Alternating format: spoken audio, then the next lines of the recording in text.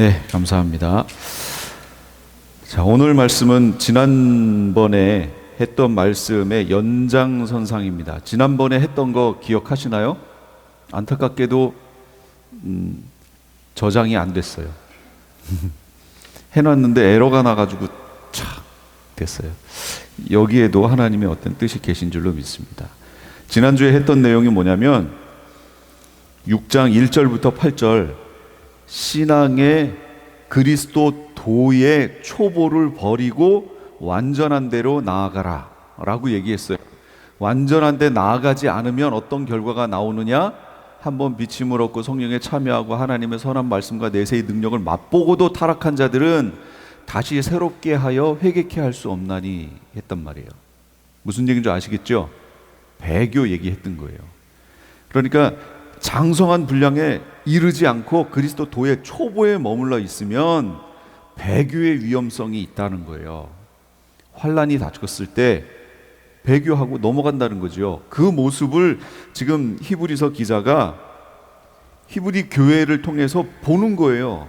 지금 그래서 그렇게 되고 있는 이들을 향해서 경고하는 내용이 히브리서에는 5번 나온다고 얘기했죠.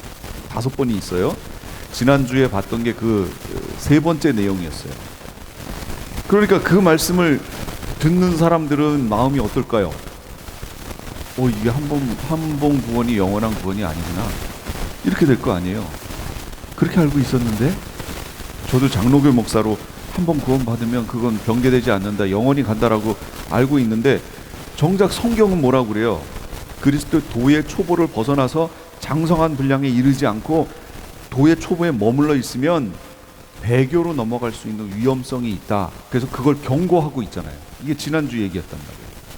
오늘 말씀은 어떻게 시작하냐면, 사랑하는 자들아 우리가 이같이 말하나, 그러니까 이런 거예요. 우리가 이렇게 말하고 있지만, 너희들에게 이렇게 말했지만 너희는 조금 다르다, 이걸 말하는 거예요. 그럼 뭐가 다르냐라는 거죠. 그걸 이제 오늘 얘기할 거예요. 그걸 얘기하려면 뭘 봐야 되냐면, 구원에 속한 것이 있음을, 오늘 성경을 보세요. 9절 끝부분에 가면 너희에게는 그리스도 도의 초보 말고 너희에게는 더 좋은 것이 있는데, 그게 뭐냐면 구원에 속한 것이 있다. 말이 좀 어렵죠. 구원에 속한 것이 있다라는 게 뭐예요? 그래서 예전 개역 한글을 보니까 그러니까 이렇게 나와요. 구원에 가까운 것을 아노라, 이거 구원에 가까운 것을. 새 번역은 이렇게 번역해놨어요. 구원에 이르게 하는 더 좋은 것들이 있다는 것을. 그래도 조금 뭔가 이상해요. 제가 풀을게요.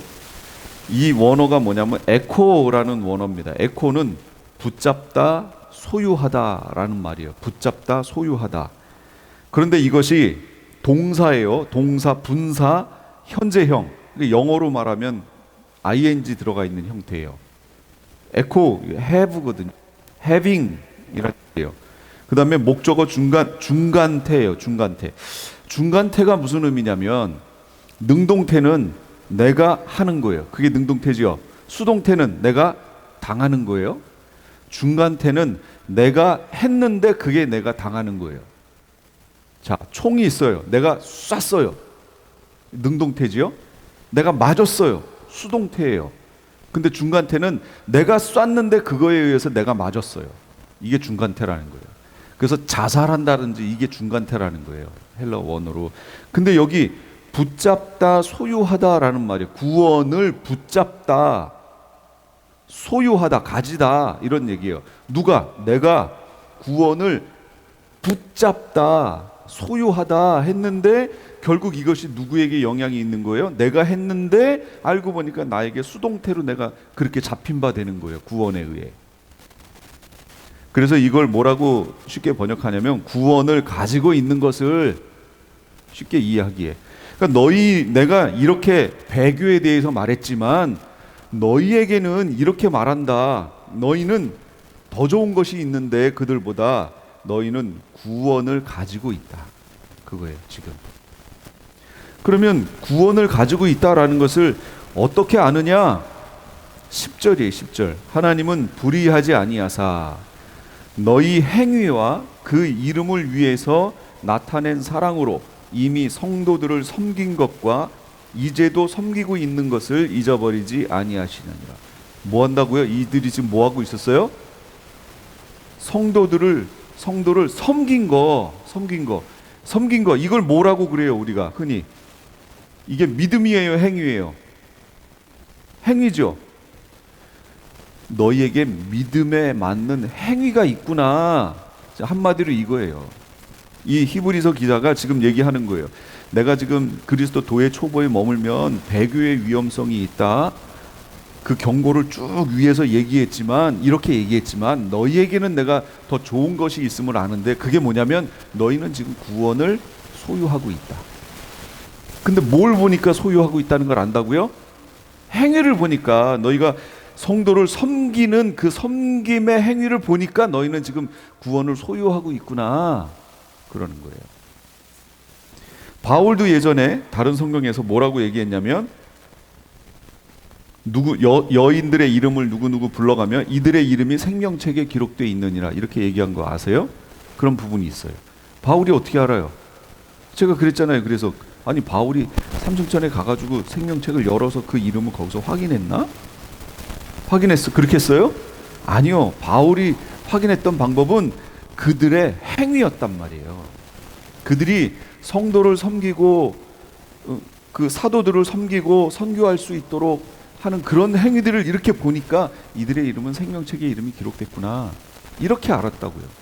믿음이 있다는 걸 어떻게 알아요? 아니, 우리 속에 믿음이 있다 그러는데 객관적으로 제가 보기에 믿음이 있는 걸 어떻게 알아요? 뭘 보고 알아요? 행위. 그래서 오늘 야고보서 2장 17절, 행함이 없는 믿음은 그 자체가 죽은 것이라. 마태복음 7장 20절, 예수님도 그 열매로 그들을 알리라. 행위를 보니까 이 사람의 믿음은 진짜구나. 그걸 보니까 너희는 구원을 소유하고 있구나 지금. 이렇게 얘기를 해주는 거예요. 그럼 우리 교회는 어떤가요? 그 누가 보더라도 우리 교회를 딱 보고 이 교회는 구성원들 하나 한 명이 구원을 소유하고 있구나, 이렇게 얘기할 수 있도록 나타나는 무엇이 있느냐라는 거죠. 행위가 있느냐, 내가 누군가를 섬김의 내용이 있느냐, 그런 얘기예요. 그거는 많은 행위 중에 하나인 거예요. 대표적인 게 섬김이에요. 바울도 그 여인들이 생명책에 있다라고 할 때 그 여인들의 섬김의 모습을 보고 했던 거예요. 여러분, 설거지하는 거 그거 하나도요, 그것도 섬김의 한 종류죠. 왜 나만 시켜? 이러면서 하는 설교 말고, 그건 이제 우리는 몰라요. 하나님은 아실 거예요. 기꺼이 감사하면서 하는 그 봉사, 이런 것들, 그런 거 하나님이 보신단 말이죠. 그러니까 행함이 안 나타나는 그 믿음은 가짜라는 거예요. 성경이 계속 그거 얘기했잖아요. 구원받은 거 어떻게 알아요? 저는 예수 그리스도를 영접했는데요. 그걸 어떻게 아냐고. 그렇게 했다는 걸 어떻게 아냐고? 행위로 안다. 그러면서 이 히브리서의 수신자들에게 지금 히브리서 저자가 그렇게 얘기를 하면서 우리에게 소망이 있다 하는 거예요. 그 소망이 뭐냐? 첫 번째, 부지런함을 가져라. 부지런해라. 성도의 견인, 왜 칼빈주의 5대 강령 중에 마지막 게 성도의 견인이잖아요. 그 견인이라는 게 견인차 견인이 아니라고 그랬어요. 성도가 견디고 인내하는 거라고 얘기했어요. 그게 성도의 견인이에요. 그때 성령 하나님이 그냥 계시는 게 아니라 우리를 인도하신다고 얘기했죠. 이끄셔서 우리가 견디고 인내할 수 있도록, 그리고 진리를 향하여 갈 수 있도록 인도하신다고 그랬어요. 그 성도의 견인의 최대의 장애물이 뭘까요? 견디고 인내하는 것에 있어서 최대의 장애물, 그건 나태입니다. 나태. 게으름, 태만이라고 하는 이것이 최대의 적입니다. 장애물이에요. 그러니까 우리는 부지런함을 품어야 돼요. 그리스도인들은 부지런함을 품어서 무슨 일에든 부지런하게 주의 일을 감당해야 돼요. 마태복음 25장에 보면 24장은 종말에 대한 얘기를 하시면서 25장으로 넘어가서는 이제 준비해라 이 얘기 하신 거예요. 마태복음 25장이. 그러면서 마태복음 25장에서 한결같이 얘기하신 게 뭐예요? 준비되지 않은 사람들에 대해서 이 악하고 게으른 종아 이렇게 지적하셨어요. 예수님이. 악하고 게으른 종아. 결국 어떻게 돼요? 저주예요. 저주. 지옥 간다는 얘기예요. 그러니까 부지런함으로 열심을 품고 주님을 섬겨야 돼요. 저자는 소망 하나를 또 얘기해요. 첫 번째는 부지런함이었어요. 두 번째는 소망의 풍성함에 이르는 거래요. 소망이 풍성해지는 것, 이걸 원한다는 거예요. 지금 섬김의 삶을 끊임없이 가능하게 하는 것, 그게 뭐라고요? 그게 소망. 내가 교회에서 섬기고 또 밖에서도 크리스찬으로서 말씀대로 살려고 하고 그것으로 인하여 어려움을 당해도 그렇게 계속 손해를 보는 한이 있어도 크리스찬답게 살려고 하는, 살게끔 만드는 그 요소가 내 속에 무엇이냐? 그게 소망이라는 거예요. 소망이 없으면 그거 안 해요. 예를 들면 순교 어떻게 해서 가능하지요? 소망 때문에 가능한 거예요. 내가 지금 죽으면 나 주님 앞에 간다. 이 소망이 없으면 순교할 수 있어요? 없어요. 세상은 이 세상뿐이다. 죽으면 그러면 순교할 수 있나요? 그럼 없어요. 순교 못해요. 내가 죽는 순간 나는 주님과 함께 간다. 주님과 함께 있게 된다. 이 소망이 있어야 순교해요. 그래서 우리에게 이 소망이 풍성해지기를 소망한다. 이렇게 얘기하는 거예요. 지금 저자가. 세 번째는 약속들을 기업으로 받는 자들을 본받는 자 되기를 소망한다. 말이 어렵죠? 다시요. 약속들을 기업으로 받는, 이게 쉽게 말하면 약속하신 것을 상속받은 자들 있잖아요. 우리 믿음의 선조들 있죠. 이미 죽어서 받기도 하고 살았을 때 약속했던 걸 받기도 한 그 믿음의 선조들, 그들을 본받는 자 되기 원한다.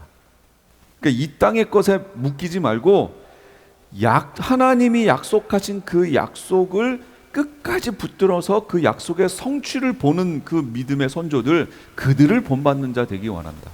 그러니까 우리가 어떻게 되라고요? 하나님과의 약속 안에 머물러서 약속의 성취를 봐라.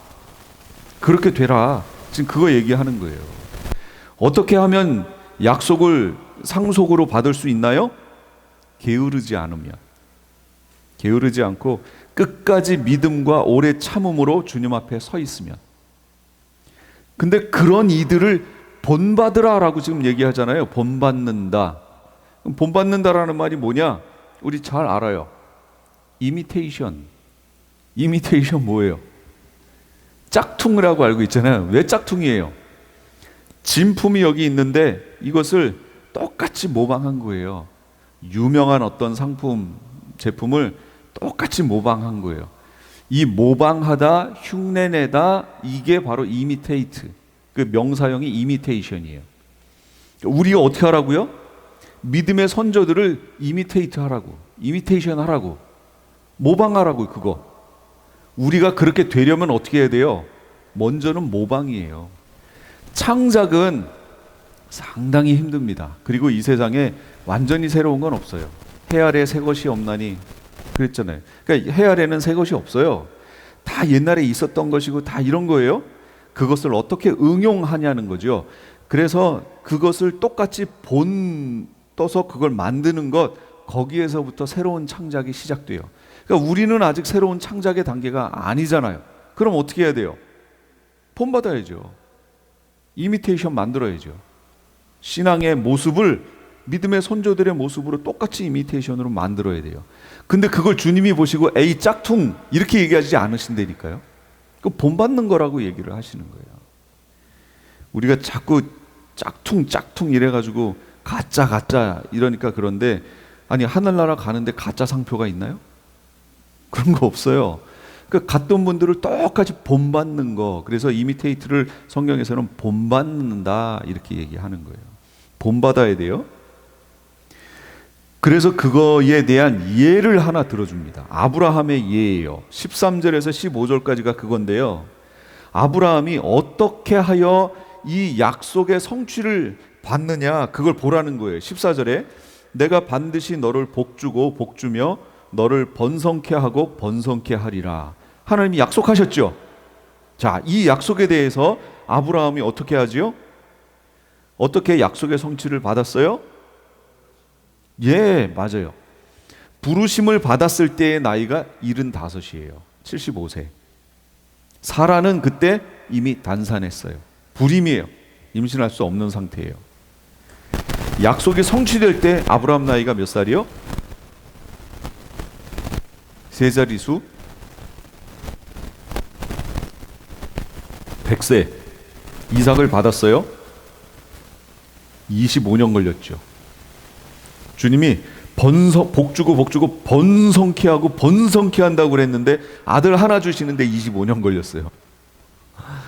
그런데 이걸 어떻게 해서 아브라함이 받았다고요? 15절에 오래 참음으로, 오래 참아서 그걸 받았다는 거예요.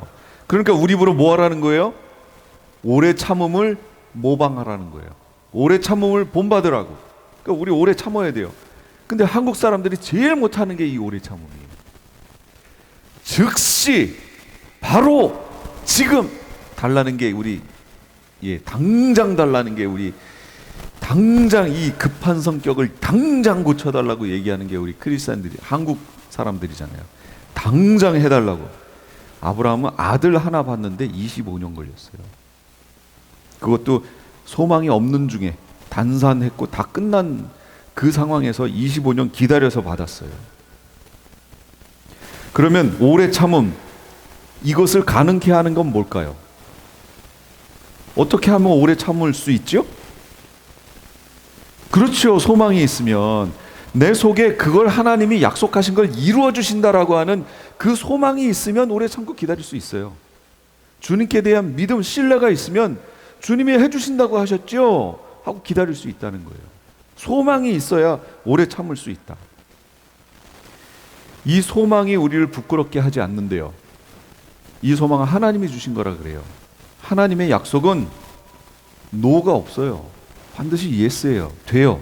하나님이 약속하셨으니까. 그럼 이 소망이 뭐냐? 하고 성경을 봤더니 로마서 5장 5절에 소망이 부끄럽게 아니함은 우리에게 주신 성령으로 말미암아 하나님의 사랑이 우리 마음에 부음바 됨이니. 내 속에 일어나는 소망이 뭔가 하고 봤더니요, 성령을 통해서 하나님의 우리를 향한 사랑이 내 마음속에 부어진 표징, 하나님의 사랑이 내 마음속에 부어졌어요. 그때 내 속에서 나타나는 현상, 이게 뭐라고요? 이게 소망이라. 이게 소망. 그러니까 소망이 전혀 없어요? 소망이 전혀 없어요? 그럼 하나님의 사랑이 내 마음속에 부어진 게 아닌 거죠. 그럼 어떨 때 하나님의 사랑이 우리 마음속에 이렇게 풍성하게 부어질까요? 로마서 5장 3, 4절. 환난은 인내를, 인내는 연단을, 연단은 소망을 이루는 줄 알미로다.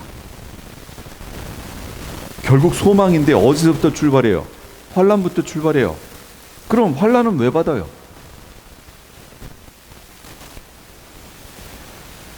말씀대로 하나님에 대한 신뢰 때문에 그 말씀이 진리라고 믿고 그것대로 살려고 하니까, 비진리인 이 세상 속에서 진리대로 살려고 하니까 부딪힘이 있죠.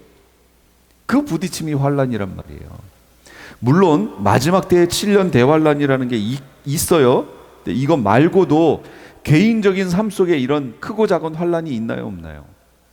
있어요. 그럼 왜 받아요? 그 환난을 내가 말씀대로 살려고 하니까 그 말씀 속에 있지 않은 이들에 의하여 자연스럽게 그들과 부딪힘이 생겨서 나타나는 현상, 이게 환난이란 말이죠.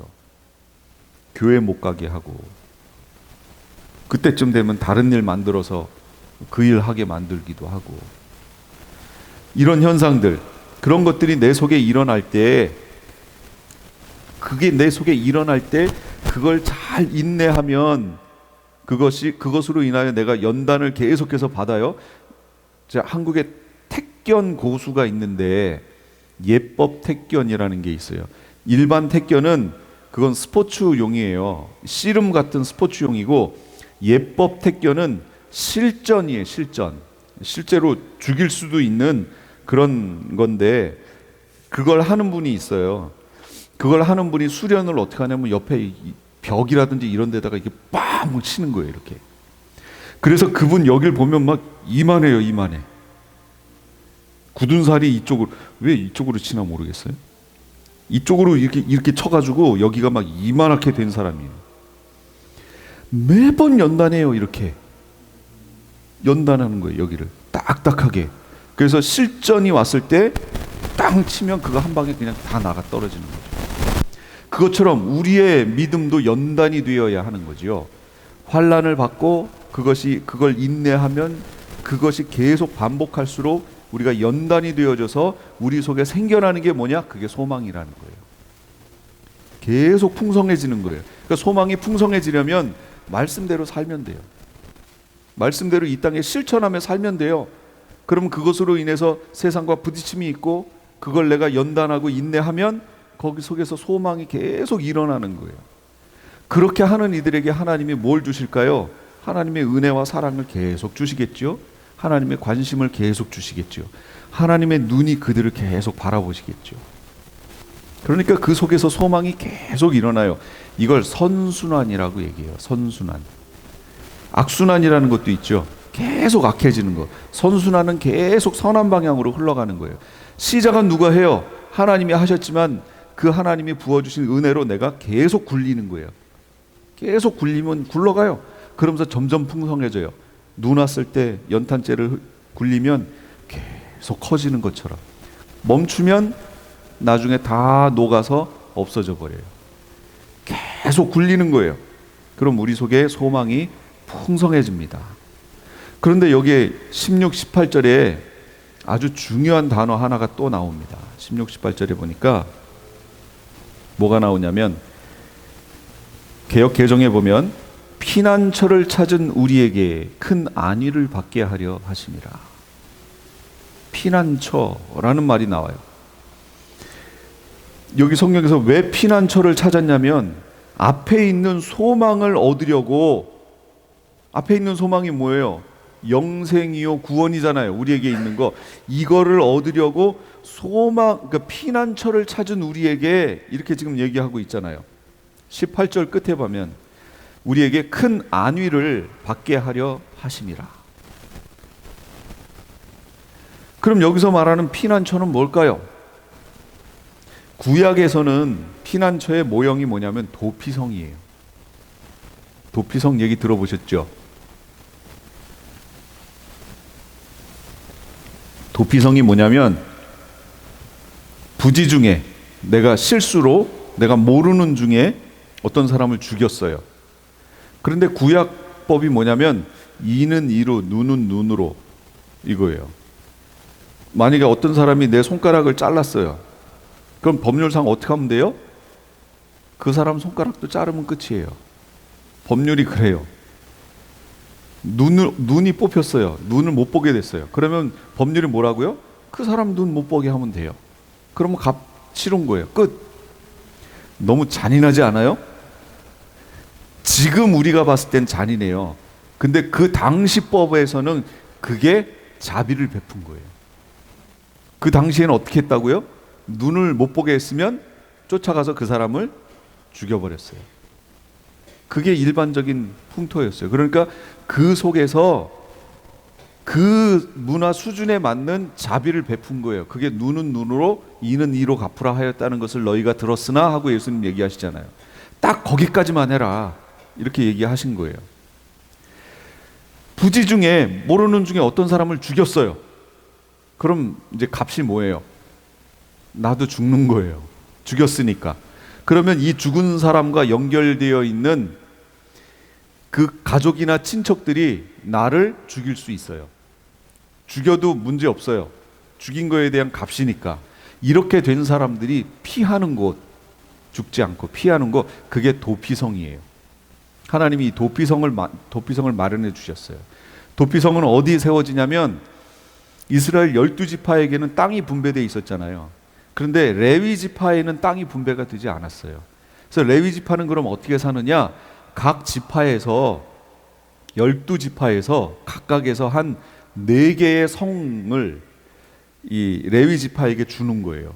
그러면 총 몇 개가 돼요? 48개가 되지요. 48개의 성 중에 각 지파에서 4개씩 줬잖아요. 그러면 8개, 두 지파에 대한 8개 중에 하나를 도피성으로 만들어요. 여기에 레위인들이 살아요. 하나를 도피성으로 정해요.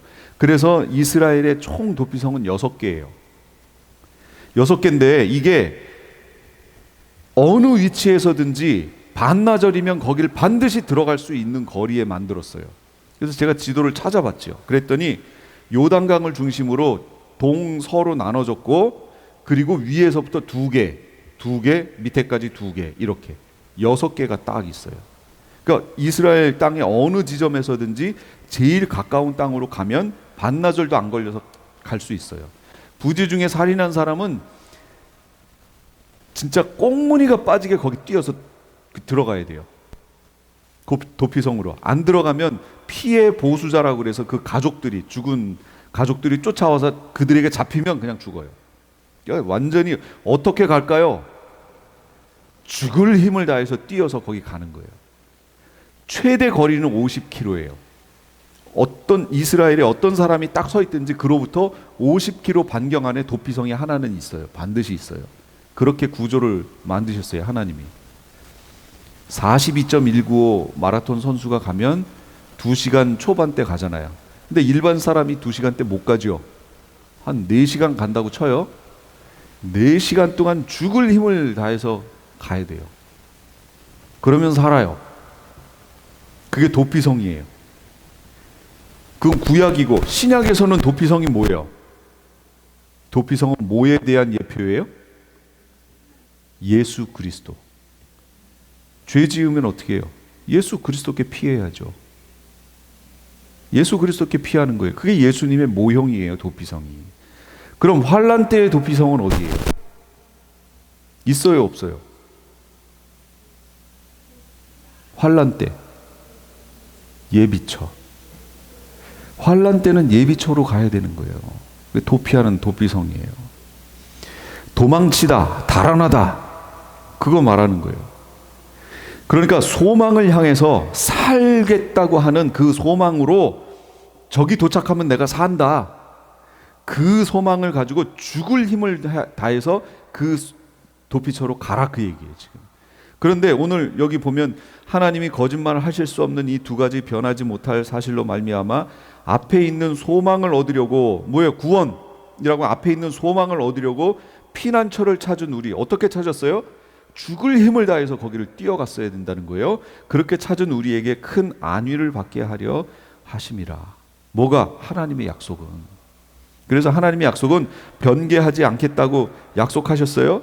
그래서 아예 맹세까지 하셨어요, 하나님이. 그래서 여기 성경 잘 읽어보시면 거짓말 하실 수 없는 이 2가지 변하지 못할 사실이라고 얘기하잖아요. 여기서 말하는 이 2가지 사실이 뭐예요? 변하지 않는 이 하나님의 이 2가지. 그 문장으로 보면 참 애매합니다, 이게. 그 뭐냐면 약속과 맹세 얘기하는 거예요. 하나님의 약속과 맹세. 이것은 변하지 않아요. 그것을 우리에게 주셔서 큰 안위를 받게 하려고 우리에게 그걸 주셨다는 거죠. 그러니까 우리의 구원은 그렇다는 거예요. 하나님이 반드시 약속을 지켜주신다는 거예요. 그러니까 우리 입으로 어떻게 하라고요? 죽을 힘을 다해서 도피처를 향해서 뛰어라, 그 얘기예요. 누가 뛰는 거예요? 내가 뛰어야죠. 내가 뛰어서 도피성까지 가야죠. 그래야 살아요. 그러니까 지금 오늘 말씀에 그 앞부분에 쭉 있었던 거, 본받아라 막 하는, 이거 누가 하는 거예요? 내가. 그게 바로 도피성을 향해 뛰어가는 거예요. 본받는데 어떻게 본받아야 되냐면 진짜 죽을 힘을 다해서 본받으라, 그 얘기예요. 지금 그거 얘기하는 거예요. 신앙생활을 그냥 물에 물 탄 듯 술에 술 탄 듯 이렇게 해갖고는 안 된다. 지금 우리에게 그 신앙의 수준을 지금 얘기해 줍니다. 그러면서 19절 20절에 소망은 마치 뭐와 같냐면 영혼의 닷과 같다라고 설명해 주는 거예요. 닷이 뭐예요? 배가 이렇게 있으면, 큰 배가 하나가 이렇게 있어요. 배라고 쳐요. 여기 막 출렁이는, 막 일렁이는 바다예요, 여기가. 아니, 어떻게 이 배가 여기에 떠 있을 수 있어요? 제자리에? 여기에서 뽀빠이가 갖고 있는, 그림을 못 그리겠네.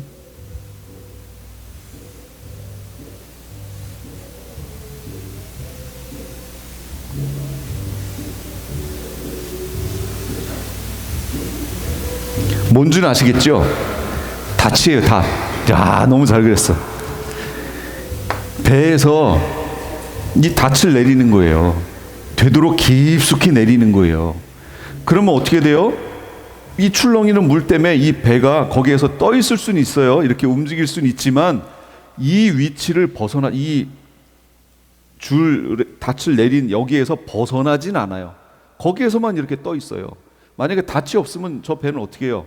그냥 흘러 떠내려가는 거예요. 그래서 히브리서 앞부분에 가면 너희의 구원이 흘러 떠내려갈까 주의하라, 이렇게 얘기하는 거예요. 이 관점에서. 그러면 흘러 떠내려가지 않게 하려면 어떻게 해야 돼요? 닻을 내려야 돼요. 닷. 이게 닻이에요. 이 닻을 내리면 이 배는 여기에 머물러 있는 거예요. 근데 이 닻을 뭐라고 지금 히브리서 저자가 얘기해 주냐면 영혼의 닻이라고 얘기하는 거예요. 영혼의 닷. 우리 영혼에도 닻이 있는데 그 영혼을 그대로 두면 그냥 흘러 떠내려가는데, 우리의 영혼이 구원이라고 하는 하나님의 은혜 가운데 머물러 있으려면 어떻게 해야 되느냐? 영혼의 닻을 내려야 되는데, 그게 뭐라고요? 그게 소망이라고요. 그러니까 소망이 얼마나 우리에게 중요한 거예요. 이 소망이라는 것이 주님 나라에 대한, 주님 만날 것에 대한 그 우리 속에 소망이 없으면 다 흘러 떠내려간다는 거예요. 히브리서의 내용이 그거예요. 그걸 다른 말로 배교라고 얘기하는 거예요. 그래서 지금 얘기했잖아요. 내가 그 배교 설명을 하면서 이들이, 이 히브리서 저자가 내가 이렇게 얘기는 했지만 너희는 지금 구원을 가지고 있는 것을 확신한다. 그런데 내가 소원함이 있다 너희에게. 무엇이냐? 부지런함을 품어라. 소망의 풍성함에 이르러라. 그리고 약속들을 기업으로 상속으로 받은 그 믿음의 선조들을 본받는 사람 되라. 그게 얘기하는 거예요. 그러면서 아브라함의 예를 들어주면서, 아브라함은 25년이 걸려서 겨우 아들 하나 얻었다. 근데 그 후로 어떻게 돼요? 이를 통해서 두 아들이 있고, 야곱을 통해 12아들이 생기며 12지파를 통해서 이스라엘 자손이 생겨났잖아요. 결국 성취되잖아요. 오래 참으면 결국 이루어진다. 근데 오래 참을 수 있는 이유는 뭐냐? 소망. 내 속에 소망이 있으면 오래 참을 수 있다. 하나님이 말씀하신 거 반드시 이루신다는 믿음과 소망이 있으면 반드시 된다. 그러니까 내 속에 영혼의 닷과 같은 이 소망의 줄을, 소망의 닷을 깊숙이 주님께 내리고 있어라. 그래야 흔들리지 않는다. 결론입니다. 우리의 신앙은 결코 추상적이지 않아요. 실제적이에요. 이렇게 실제적. 표현은 추상적으로 할 수 있어도 실제 삶은 구체적이잖아요. 실제적이잖아요. 하나님의 사람이라는 것을 어떻게 알 수 있을까요? 우리가 믿음? 그 믿음을 어떻게 알지요? 그래서 야고보서에서 그러잖아요. 너 믿음 있다고? 그러면 한번 믿음을 보여봐. 무엇으로요? 행위로. 근데 내 스스로는 안다는 거예요. 어떻게? 나에게 소망이 있느냐, 내가 주님 만나는 것에 대해서 소망을 갖고 있느냐, 하나님 나라에 대해 소망을 갖고 있느냐, 하나님께 대하여 내가 소망이 있느냐, 그거, 그 유무에 따라서 하나님의 사람이냐 아니냐를 알 수 있다는 거죠. 아까도 얘기했지만 소망이 어떻게 생겨요? 환난을 통해서. 그 환난은 어떻게 시작돼요? 내가 말씀대로 사는 거. 거기서부터 시작되잖아요. 하나님의 백성이 환난 받을 때 성령께서 하시는 일이 있어요. 아까도 봤어요. 내 속에 하나님의 사랑을 부어주시는 거예요. 성도가 환난 받을 때 성령이 하시는 일은 우리 속에 하나님의 사랑을 부어주시는 거예요. 그러면 하나님의 사랑이 내 속에 부어지면 그때 나타나는 현상이 있는데 내 속에서 소망이 일어나는 거예요. 이 소망이 우리 앞서 가신 멜기세덱의 반차를 쫓은 영원한 대제사장, 멜기세덱의 반차, 그러니까 레위족 속에 있는 그 반차를 쫓은 그 예수님이 아니고, 그렇게 치면 예수님이 레위 지파를 통해서 나왔어야죠. 근데 유다 지파에서 나왔잖아요. 그러니까 멜기세덱의 반차, 멜기세덱은 지파가 없어요. 이스라엘 사람도 아니에요.